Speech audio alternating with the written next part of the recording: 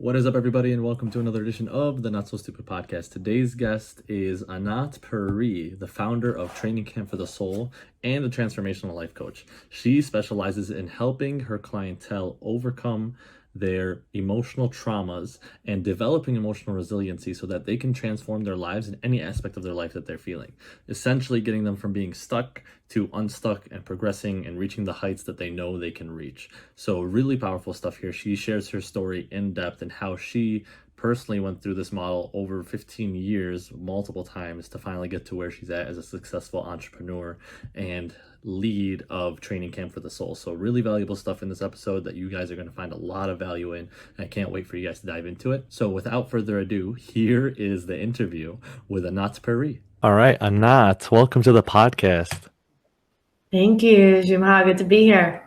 Yeah, I'm glad to have you. This is going to be so much fun. So for the people that don't know who you are and what you do and how you got to where you're at, you want to share a little backstory for them? Sure. So I am a transformational coach and healer. I'm the founder of Training Camp for the Soul, and I've been facilitating virtual programs and retreats for about 5.5 years. And I've been in the self-development space for a little over 16 years. So that's the good news. And then there's like the struggle of where it all started. And really in my teenage years and all the way up to, I'd say, my early 30s, I struggled with anxiety and this inner hollowness is like the only way to describe it. It felt like this black hole that no matter what, I didn't know how to fill it myself. And so it led to not feeling safe or comfortable being by myself and being super codependent, like not just in relationships, but even with friendships. So I was the social butterfly that needed that to always fill the cup, fill this void, this hollowness. And it was exhausting at moments or scary at moments, especially in relationships when the man feels like I'm taking and taking and taking.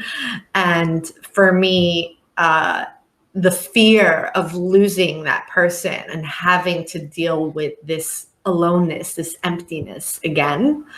And for obviously in the early years, it just was the way it was. Like, yeah, I'm social, love being with people all the time, all of that.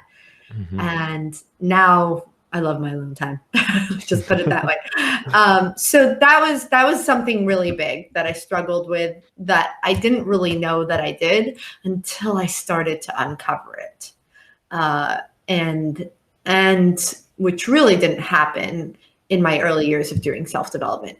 It happened in my 30s to start to see what the root of that was. So the other big part that I struggled with was having confidence in myself, believing that I really can do what it is that I want to do. I always had a desire to help people. I was a natural coach from like my teenage years. Like my girlfriends always came to me for advice.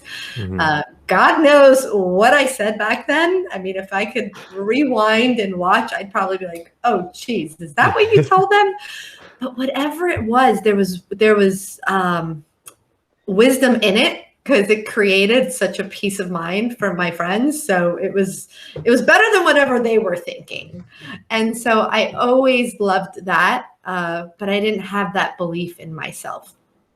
And always felt that I can't do my own thing. I need someone else to lead me. I need someone else to tell me what I need to do. Like, I didn't connect to that part of me yet. So most of my 20s, after graduating college, I struggled with being in different startups or careers, or being really lost in my careers for years and years, seeking someone else to tell me what it is. knowing the whole time that like I have a gift and I'm just not connected to it. And so it was years of struggling financially, of hopping from career to career, getting $40,000 in debt, to then finally stepping into my gifts and now having a very successful, flourishing business. Yeah, so I'd say those are two major areas that if, you know, my friends, my besties that have known me since high school, they know my journey. They know that like I wasn't born this way, or maybe I was, and then I forgot, right? And then I didn't get the right learning. At some point I forgot. I lost that connection to myself, and that like anything you want, you can have if you're willing to unlearn whatever is limiting you that got in the way of you knowing that. And so now that's what I do. I can relate to every client and know that wherever they feel stuck, whatever is limiting them, that it's not who they are. It's what they learned. And it was just a survival mechanism, and that they can unlearn that and step fully into their potential, fully into their power.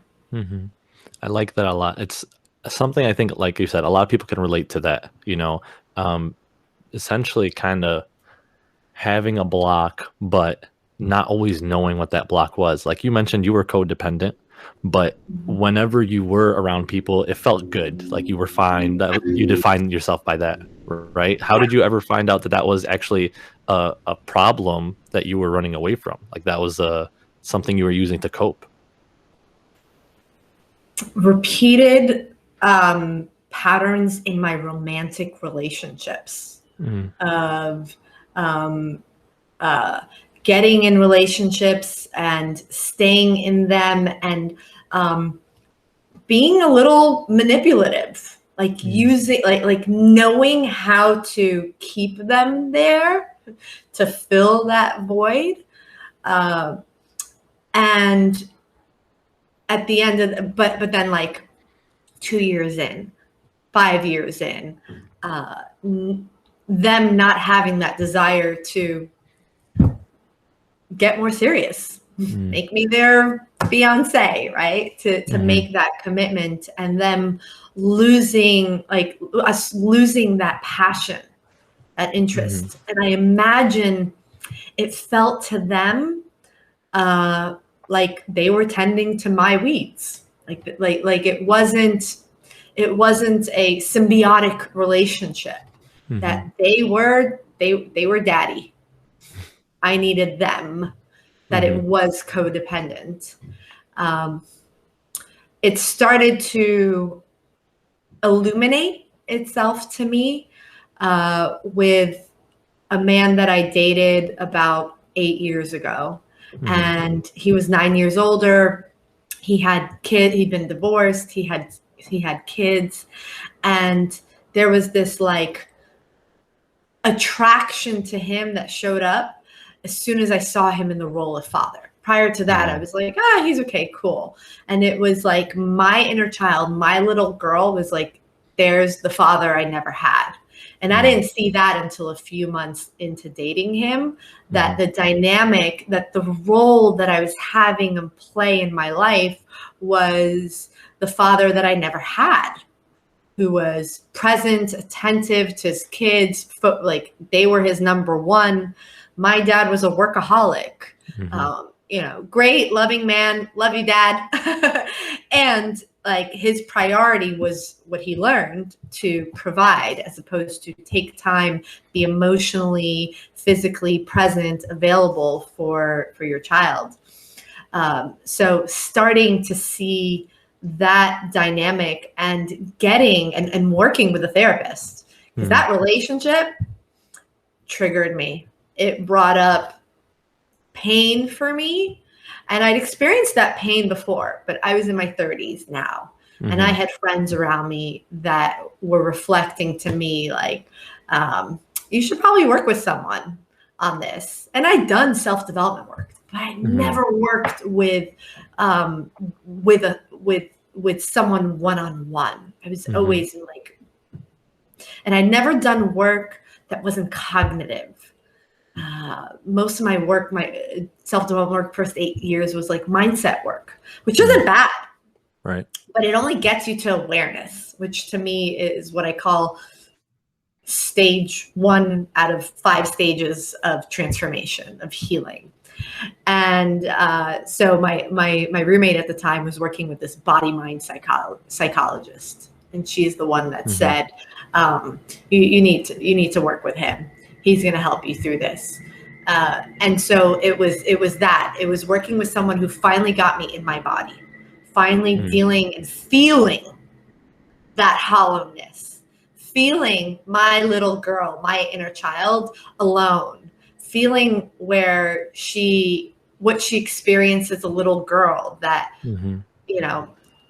you're invisible. Daddy, is putting something else first. And the beliefs that came from that, what I learned from that. Because here's the thing. Father is the first love in everyone's life.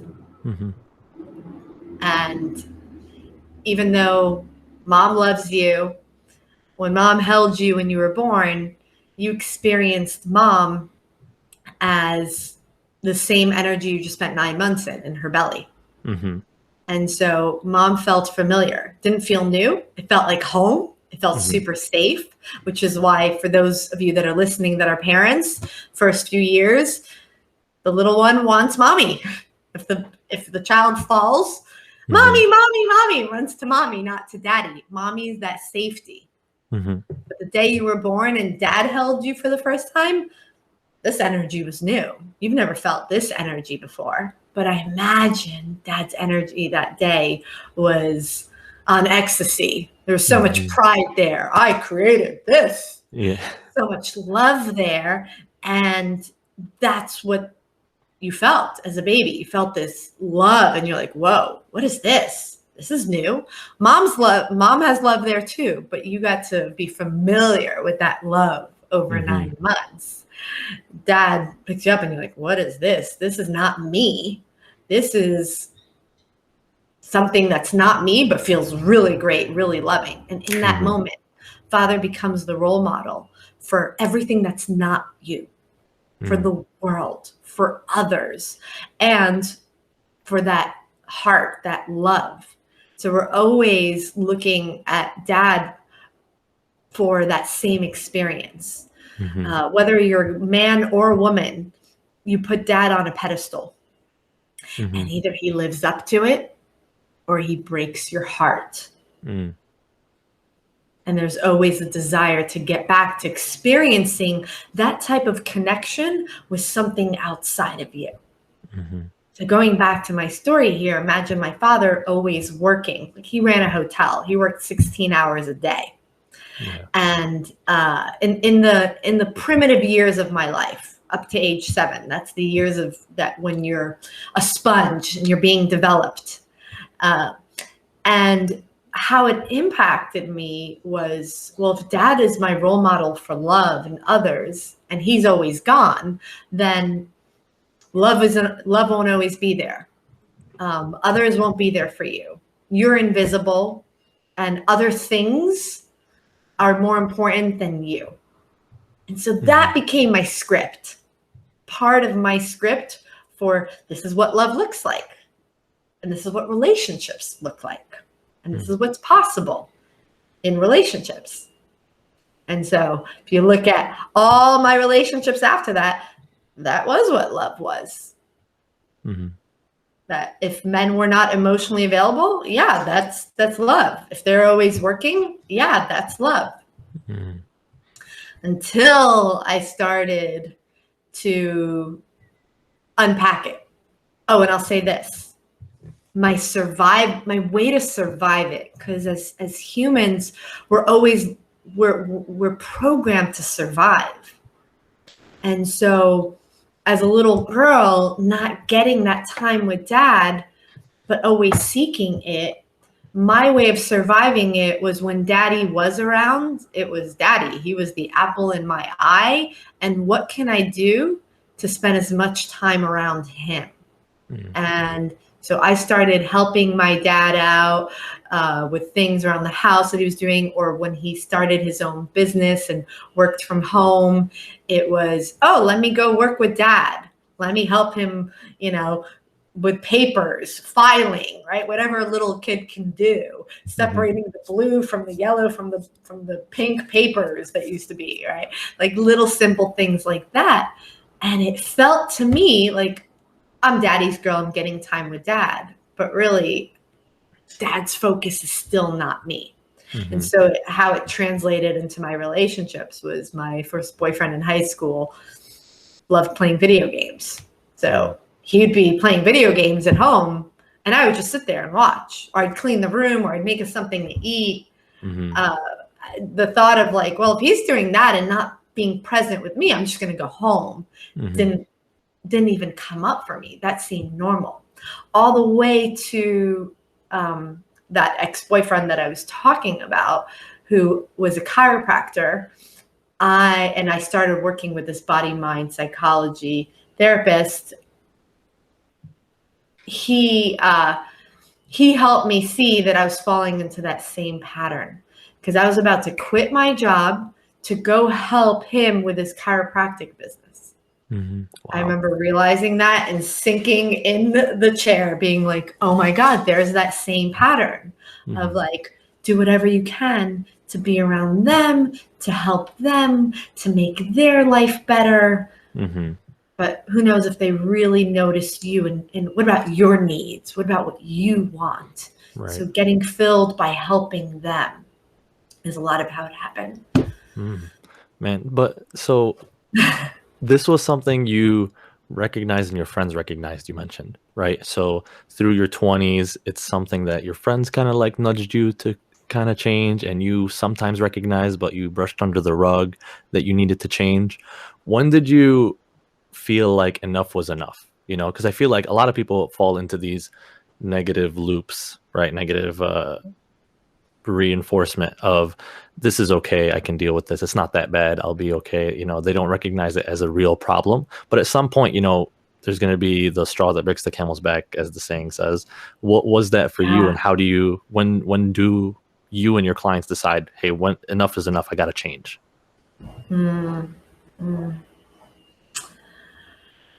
Sadly to say, a lot of people don't change until they've hit their ground zero, their apocalypse, that place where you can't just brush it under the rug. There's so much under the rug that it's it's in your face. Yeah. It's like the universe will start by whispering to you. So it wasn't even friends. It was like I was in a 5-year relationship, and it should have ended after 3 years. And I wasn't listening to my mom when she would say things, or friends, or I wasn't connected to my needs. So I was just codependent, and it filled that bucket. I was good. And then he met someone else who he felt that spark and passion with, and the relationship came to an end, and I hit ground zero. And I remember I was in the shower, and right after that, and I had the thought, but Anat, you've known for years that this isn't it. Now you can let go. Like, now you're free. And I'm like, free, but what if I never meet anyone? Like, again, it's that I need to be with myself, and that hollowness, that emptiness. And I felt like I hit that ground zero. Like, as much as I can't manipulate him to choose me. He's chosen someone else. I can't get it back. It's not in my control anymore. I think when people either experience, losing their control in that way, and having to deal and accept with whatever is there. Yeah. So it's in that moment. Yeah. Complete helplessness. Your own apocalypse, right? Like it just, there's no way out of it. But I remember saying, well, I can't fall off the floor, so it's only up from ground zero from here. And it was then like, what choices am I making next? And I was living in New York City at the time. And I was just ready to let go of everything. I was like, I don't want to live here anymore. I don't want this job anymore. This relationship is done. And the only thing I knew was I've been to California a bunch of times and I always loved it there. I was like, I'm moving to California. Mm-hmm. So we broke up, and 3 weeks later, I was on a plane, one way, with $2,000 to my name, $40,000 in debt, no job, no car, no home, no plan, one bestie in San Diego. That's it. And this was 8.5 years ago at the age of almost 33.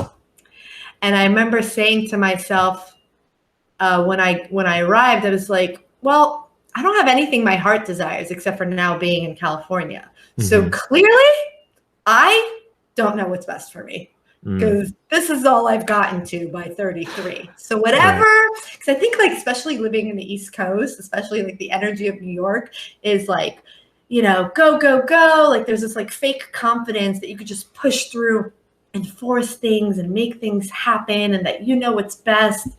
And it was like a reality check of like, no, I don't. Not at all do I know what's best for me. And so having that like real conversation of, clearly I don't know what's best for me, so I'm ready to just surrender. I'm ready to experience letting go of needing to control, letting go of thinking that I know, and just being present, living in the moment, and handing the wheel over to the universe. That was like the beginning of what I call my road trip with God, my surrender experiment, and the synchronicities that started to happen led me to starting to see that my anger, my resentment towards my ex of 5 years, that it was my fault, that I got myself there, that if I had any self-love, it would never have gotten to that. And so I had to then deal with that. Who I'm really upset with is myself, and what led to this lack of self-love. And so I hired a coach. I mean, you got to have someone else reflecting to you. You got to work with someone one-on-one. And I hired a coach, and he said to me, I want you to come up with 10 loving moments with men in your life, starting with your father.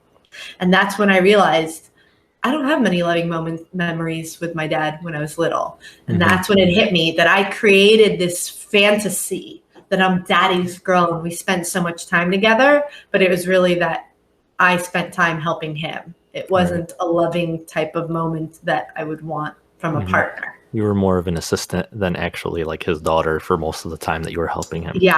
Yeah. And so I started to see that, and I started to see where the addiction was to this codependency. And I declared, I'm going to take on 100 days of dating me. Like, I'm going to eliminate all the needing to get from anyone else, and I'm going to learn to discover this with myself. And I thought I'd be good in those 100 days, like 100 days, and I'm done. That was just the beginning of a very beautiful, long journey. That about 8 months later is when I met my ex, that led me to working with this body-mind psychologist. And for the first time in almost 10 years of doing transformational work, experiencing lasting transformation. And let me tell you about transformation. It is not a walk in the park on a beautiful sunny San Diego day. It is not like, woo-hoo, which is a lot of what I experienced up until that point, because awareness is very powerful. Don't get me wrong. When you become aware of something, it's like, and so there's a lot of these aha moments for years. But if you're just in awareness, it's like just becoming aware of weeds in your garden, but you don't have the tools yet. You haven't gotten to the root. You're just trimming that weed. Mm-hmm. And when I started doing the work with this body mind psychologist, I started to really get to the root. And the root is mucky. It is in sensations. It's in the body. There's feelings there. And a lot of feelings that I've brushed under the rug, a lot of sadness, a lot of disappointment. My little girl was super sad about daddy not being around, and how much I blocked really feeling that for years, of that heartache, that heartbreak of daddy not living up to how he was the first moment he held me. And so transformation is more like a walk through a burning forest, and there's a dragon to slay. So for those of you listening that are like, it's so painful, keep going. Yeah. You're on the right track. And those of you that think like, oh no, I'm good, everything's great, you've only scratched the surface. So if you want to heal it, you got to feel it. And where I work with my clients now is in having them relate to their emotions and their experiences at a level below the labels. So when you call something painful, it's so hard, it's so painful, I'm so sad, I'm so angry. Who wants to go there when that's what it says on the door, right? Like, walk through this door, experience pain.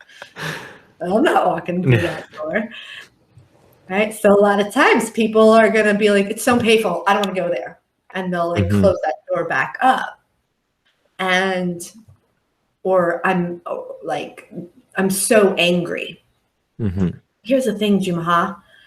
What is painful to you and angry to you may not be my experience of it, right? So it's a label. It's not accurate enough. What's accurate is the felt sensation that there is in the body. So I'm angry. Yeah, I'm angry. Okay, tell me more. Where do you feel that in your body? It's in my chest. Okay, describe the sensation. It's hot. It's sharp. It's swirling. If there's a color, it's red. Now, you and I, if we were listening to someone saying this, can connect to it and can relate to it. And it's the same thing with the individual. Now that individual is connected to their experience, as opposed to labeling that experience in their mind and then deciding from there, is this good or is this bad? Because if you feel happy or horny, do you ask yourself why? Do you question it? Do you try and not walk through that door? No, you're like, woohoo! But if you feel anxious or scared or sad, why? Why do I feel this way? Why do I feel this way? And what happens with the why is it keeps us in our head trying to figure it out. And then we're disconnected. We're disconnected from our brilliant bodies. I mean, our bodies are brilliant. We are all here because we grew in our mom's womb without her giving it much thought as to how, why.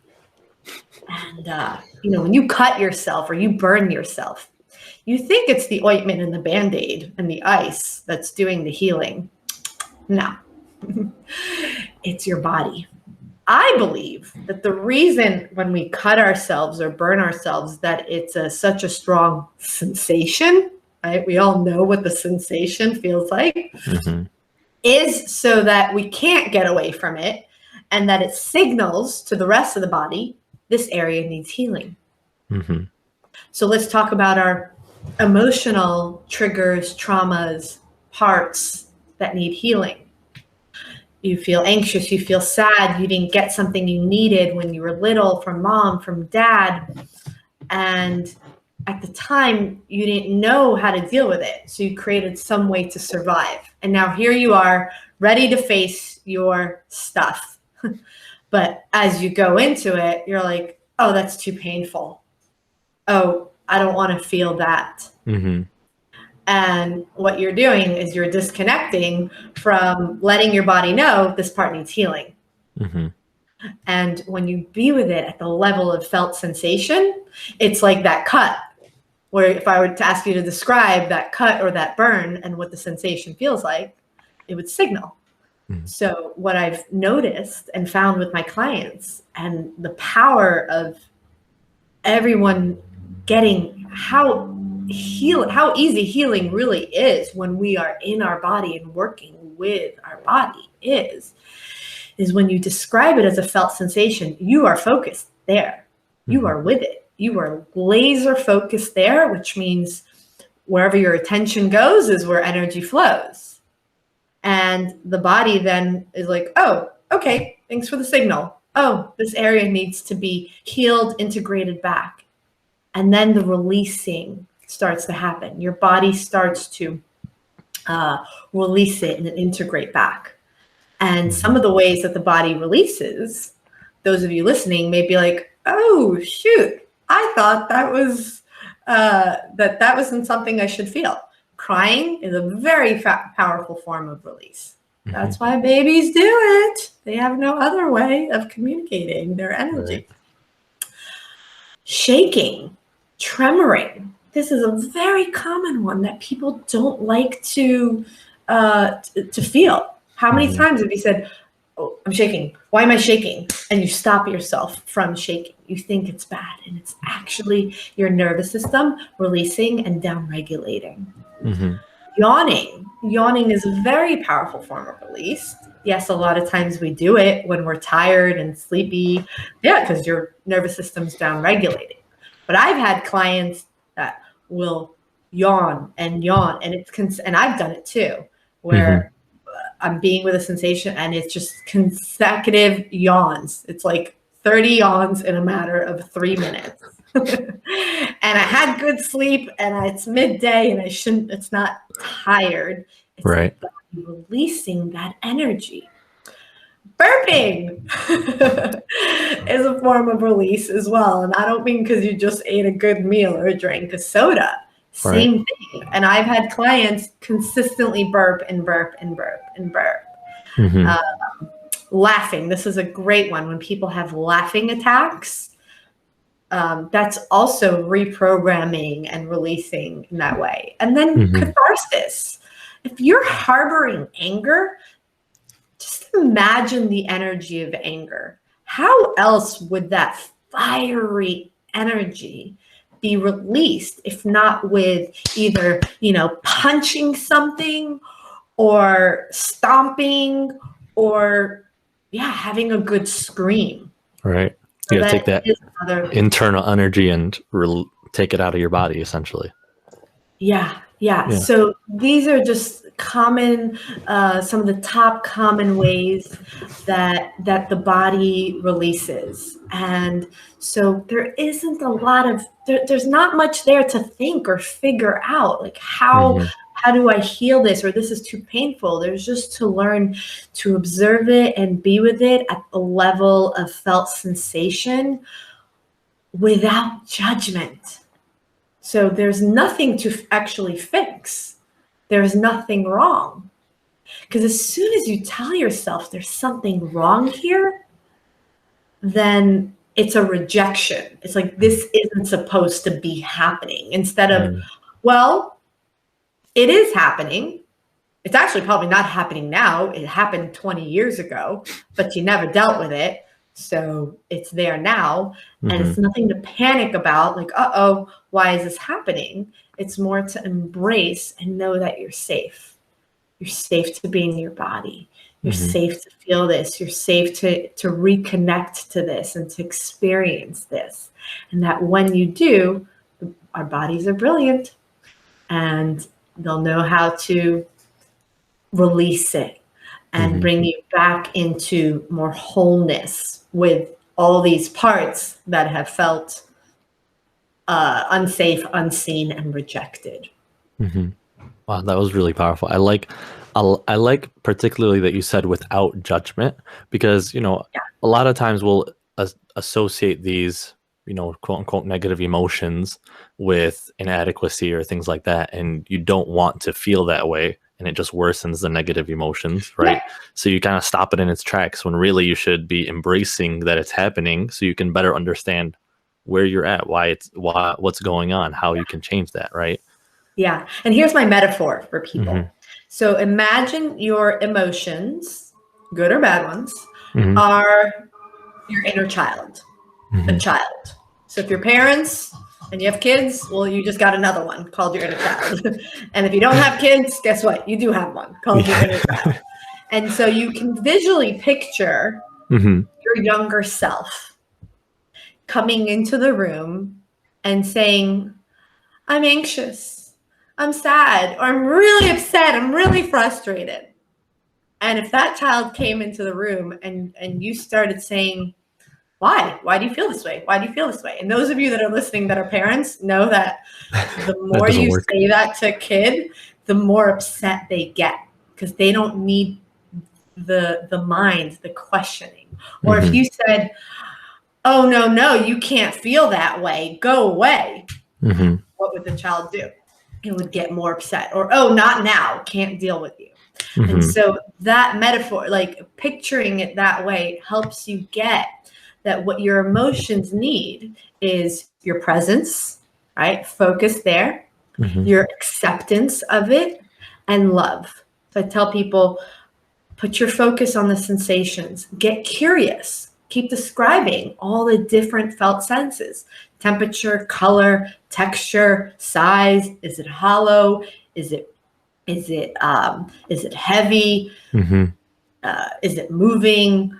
As many ways that you can get curious with it, with love and compassion. So sometimes I even tell people, pick up that little child and hold it and say, it's okay. You're safe. I'm here. Yes, this is the experience that you're having right now. And what that also helps with is getting that it's only a part of you that's having this experience. It's not all of you that's having this experience. And what that looks like, people are like, well, how do I know if I'm doing that? It's the difference between indulging in an emotion and experiencing an emotion. So when you're sad, and then you go to crying, and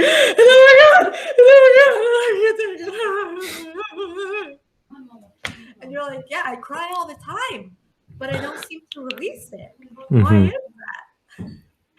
Because you're not actually releasing, you are indulging. You are what I call, you're fueling it. And usually what's fueling it is the mind, is stories about it. Is the imagination. Like if a guy breaks up with you or a girl breaks up with you and and there's heartbreak there. There should be some sadness there, I imagine. But if you add on top of that, oh my God, he never cared for you, or you'll never meet anyone else. You're too old. You're used goods. You're damaged goods. Like all these things, you're gonna get more upset. Right. It's like the child coming in and saying, "Mommy, I'm upset because so and so didn't want to play with me in the playground." Well, yeah, that's because you're not enough. That's because you're not pretty enough. Right. That's because you don't matter. The child would be like, "Oh my God, Mommy, you're not making me feel better. You're making me feel worse." And so that's another key part to actually releasing, is making sure that you're loving and compassionate with that part and not adding any more imagined stuff with it.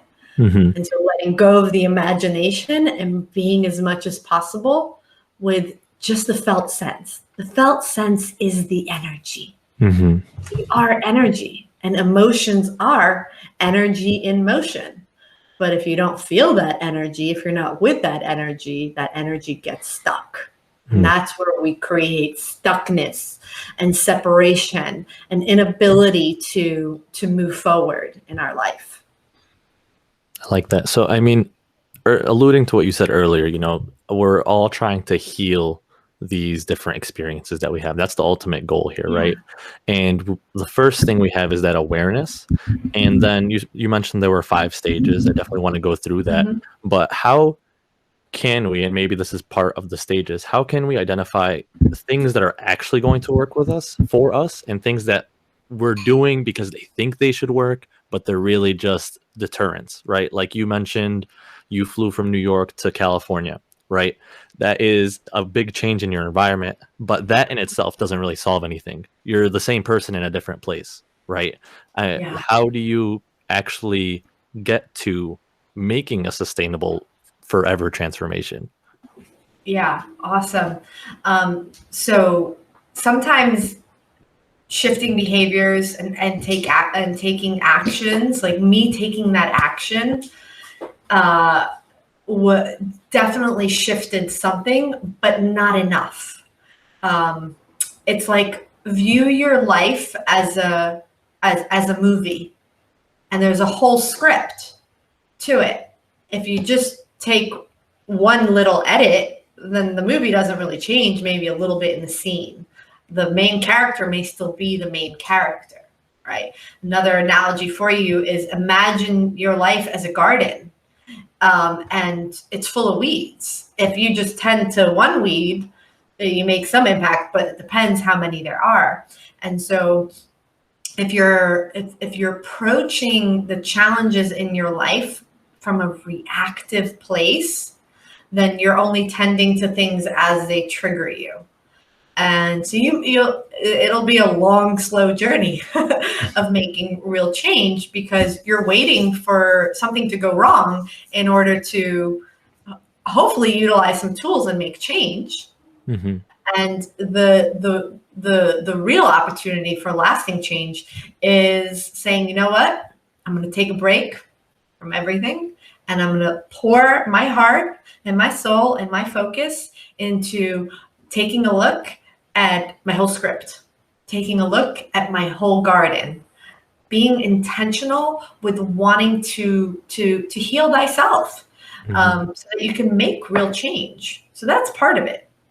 And the other part is getting that there are stages to it, and that you can't skip a stage. And so going into what we're talking about of what I call the 5 stages of healing, or the 5 stages of transformation. Stage 1 is awareness. It's usually what leads people to pick up a book, to listen to a podcast, to go to a seminar, right? It's something usually sparks the whole thing, whether it's a breakup or a struggle, where you become aware of some part of you that you wish was different. Only thing is, a lot of times people from there think that they can figure it all out themselves. And in some areas you may be able to, but in the bigger areas, probably not. And you think the solution is, oh, well, I'm challenged in this area, so I'm going to go pick up a book and learn how to do this. Mm-hmm.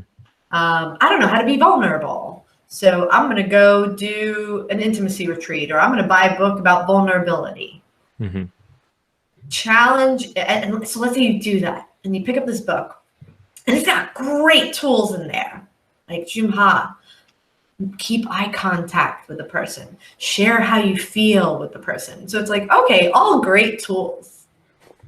But then you're with that person that you want to be vulnerable with, and you can't. Why can't you fully integrate that? Mm-hmm. Because you got beliefs in the way, like, don't trust others. People will hurt you. People aren't safe. Mm-hmm. And that's in the way. It's like seeing a weed in your garden and being like, oh, I don't like that. Oh, let me do some research. Oh, I like these tulips. Oh, I'm going to go to the store and buy these seeds. Mm. But then if you don't make room in the garden, it doesn't matter if you have the seeds. Mm-hmm. This was my frustration with like the first 8 years of my self-development journey. journey. Is I had awareness and I learned some great tools and I knew what I wanted. And I imagine a lot of people listening, you're frustrated because you know what you want. You know it. You've studied it. And you're aware of what you don't want. But life still looks the same. The garden still looks the same. And that's because stage 1 is awareness and stage 5 is integration and education. That's where you can pick up a book, take that seminar, that intimacy retreat or whatever, and be able to integrate what you learn. Right. What are the stages in the middle? Well, stage 2 is acceptance and commitment. And sometimes it's easy to accept and get past stage 2. And I think a lot of people do get past this. But certain things, accepting it may mean you got to feel something that you've never wanted to feel. Accepting the fact that daddy was the way he was. And instead of, I'm going to be angry with him forever, I'm going to hate him, or being upset or angry or resentful at your parents for the childhood that you had. As long as you hold on to that, you're staying stuck in stage 2. You're staying stuck as a victim of your circumstances. And then the level of moving through and accepting that, mom wasn't present with you, or mom always worked, or mom and dad did get divorced, or mom did hit you. Dad was like this with you. Accepting that happened means you got to grieve. You got to feel some feelings. You got to feel the sadness, the disappointment, the anger. But that's stage 3. Go ahead. I was going to say, I like that a lot because then, again, you mentioned the word victim, right? This is something happening to you that you just have to deal with and you can't change. But now when you accept it, you're taking full control and responsibility that you can determine your future regardless of what happened outside of your control. Yeah, that's amazing. Yeah, because as a victim, what do victims do? They keep surviving. They keep doing whatever they need to do to survive. And then you're stuck in survival. You're stuck in that survival loop and you're powerless from creating what you want. So, and then you look for ways to cope with that survival. And that's where a lot of people get stuck, is in survival and coping and that like vicious loop of, why does life always, hand me this? Why can't I have what I want? All this in the way that they speak about it too. Right. So stage 2, very crucial. And a lot of times where it helps to have the support of a facilitator, of someone that can hold you through your first experience of opening up Pandora's box and actually looking in there. Yeah. And I think a lot of times, I was going to say, I think a lot of times, like when you have that, outside eyes looking in, you find a whole perspective that you never even recognized was happening in the first place, right? You could have been oblivious to this the entire time and didn't know you needed to take ownership, or you didn't recognize that this was you leading yourself down this path. That's where it's super valuable. Absolutely. It was like when I realized, oh, I shouldn't be angry with my ex. I'm the one that didn't have self-love. I'm the one that scripted him in this way. That's the thing, guys. It's a script. And you're the writer, you're the director, and you're the producer.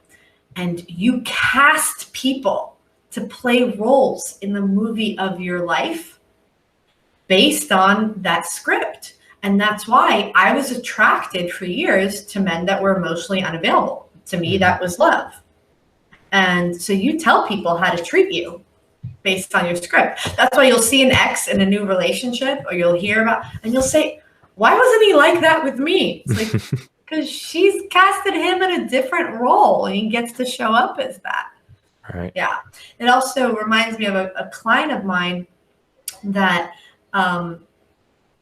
experienced a lot of depression right? Or when she would label as depressed, as this heaviness, all this. And I reframed it for her. I said, what if this is your power?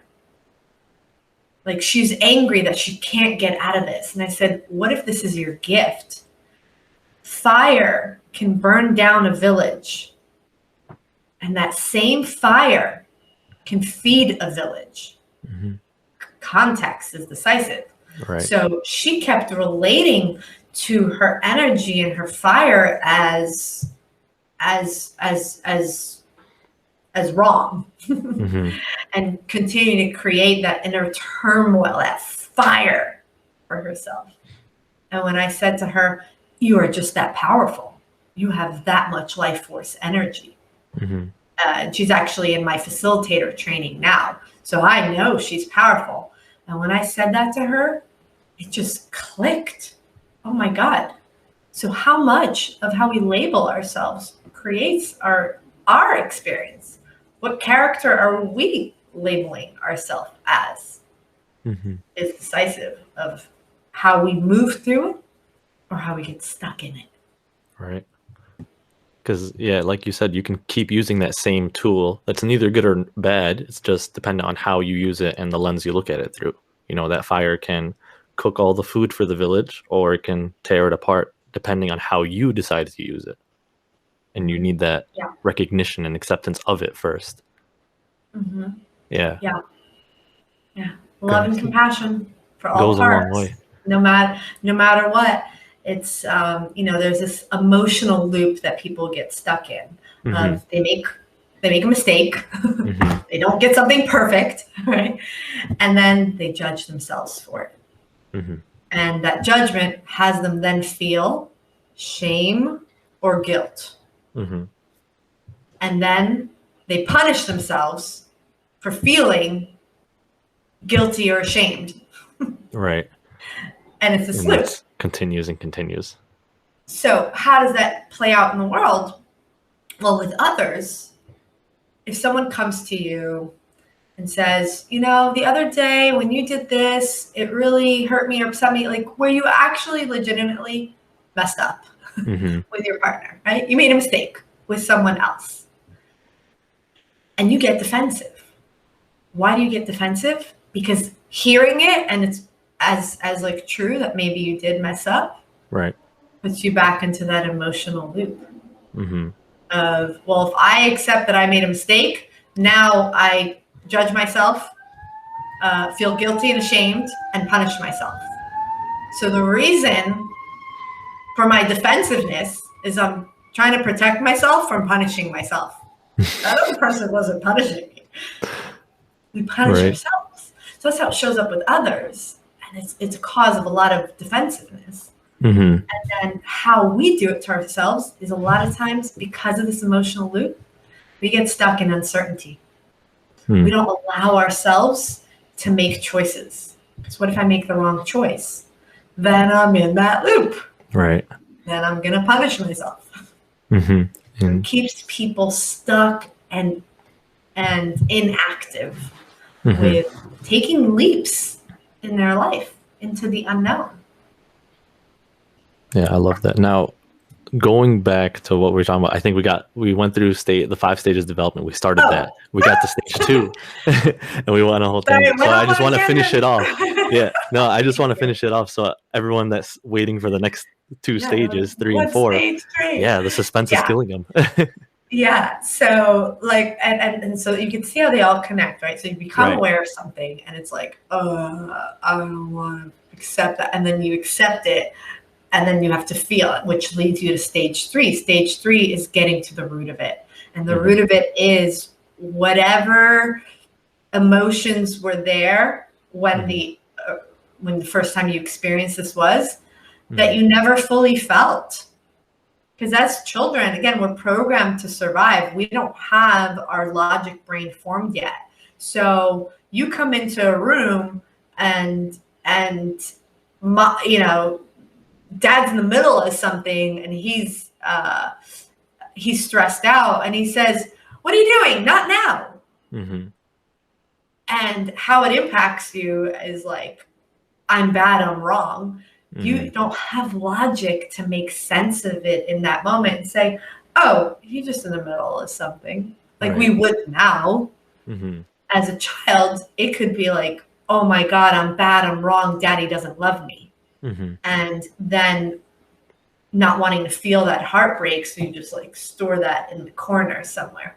And so now you're reconnecting to the root of it, which is energy, emotions that have never been felt, never been expressed. And so stage 3 is the connecting to whatever was there at the root of it. And then stage 3.5 to 4 is the releasing, is the like holding that little one and saying, yeah, like you had that experience. Yeah, you accept that. And yeah, it was super upsetting to you at the time. You felt rejected. You felt sad. You're sad about that. And feeling and having the release in whatever way the body wants to release it. And then once the body releases it, there's spaciousness.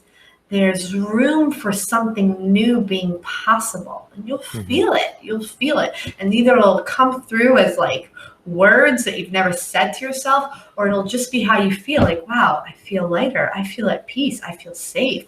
I feel open. I can trust. Oh my God, I am loved. And so what's happening is there's room for something new. And it's important when there's room for something new to replace it. This is another place where people get stuck. They'll say, oh, Anat, I've done inner child work. I've done shadow work.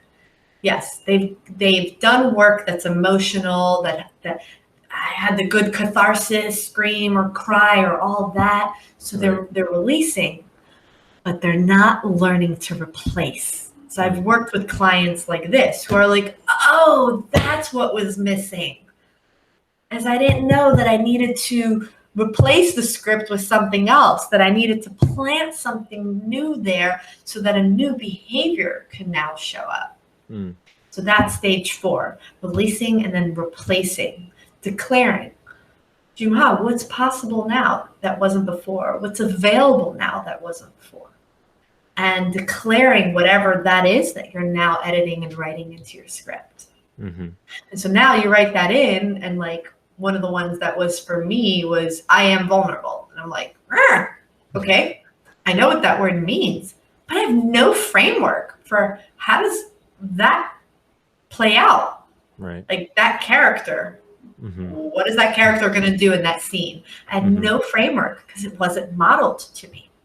So this is where educating, which stage 5 is education and integration. This is where education comes in. This is where picking up that book and learning tools of how vulnerability actually plays out. There's room to absorb that information and then integrate. And integrating is taking action in alignment with a new belief. Integrating is watering that seed. Because we plant a seed and then you're like, bye. Yeah. That seed's going to stay a seed. Growing. It needs water. And the more you tend to it and the more you water it, the more it grows. And so this is another place where people stop and get stuck, is that they make a new declaration, but they don't take action on it in their life. They're not looking at, well, what if I now believe this, what behaviors need to stop? What new behaviors should I now practice? What action should I take? So that if someone were watching me as a movie, they know what the story was about. They'd say, oh, this is a person that is vulnerable and is confident and loves herself and believes in herself. And so that's stage 5. So that's the whole journey. So for those of you listening, take a look. Where have you stopped? Or what stage have you skipped? And this should answer the question of, why don't I have what I want in this area? Or why is my life the way that it is? In some way you skipped completing that transformation. Yeah, the questions that everyone wants their own answers to. All right. Well, this has been amazing. Thank you so much, Anat, for your time. I really appreciate it. I want to be respectful because I know we're a little bit over our schedule, but I just got 2 quick questions for you. One is, where can people find you if they want to see more of what you do? On Instagram Okay. is where you can engage with me. I message every new follower and want to get to know you and connect with you. And then we have a new Facebook group called Freedom Seekers Tribe. And this is where we will give some classes, hop on there, do some teachings, can really give you some support. And then for those that are ready for a deep dive into their garden, into their script, training camp for the soul.com.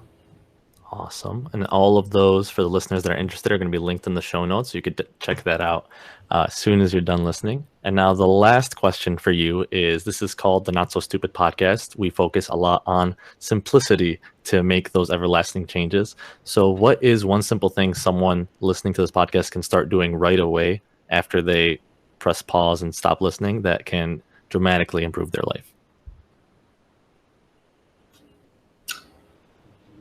My really easy gratitude popcorn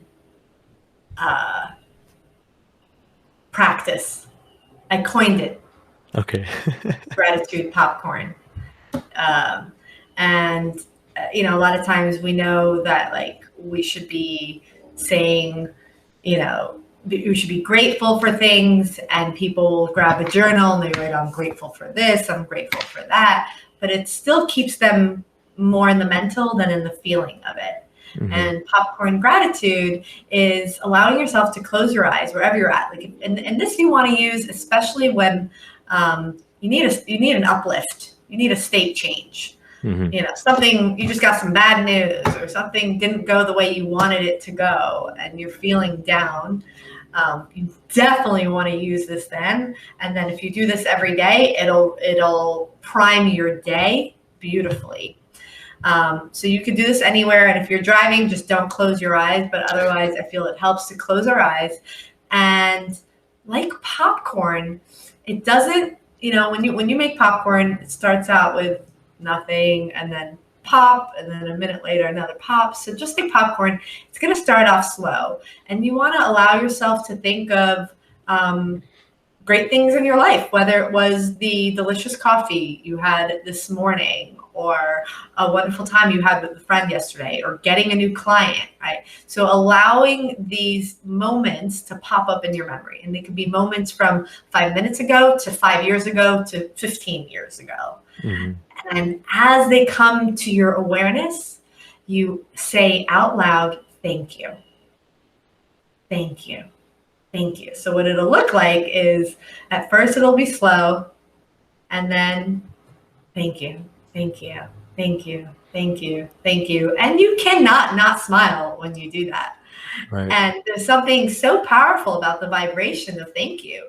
And for all of us to be grateful that even though there's bumps in the road, that the universe is conspiring for you, and for you to reflect and look at all the moments that you are grateful for, big or small, from the coffee to, the one friend I had in San Diego that if it wouldn't be for her, I may not have this great life right now. So mm-hmm. moments like that were so impactful on us. I love that. I love that. That is very powerful. And thank you again so much for your time. And for everyone listening, again, if you want to see more of Anat's stuff, in the show notes, but we'll see you guys on the next episode. Thank you again.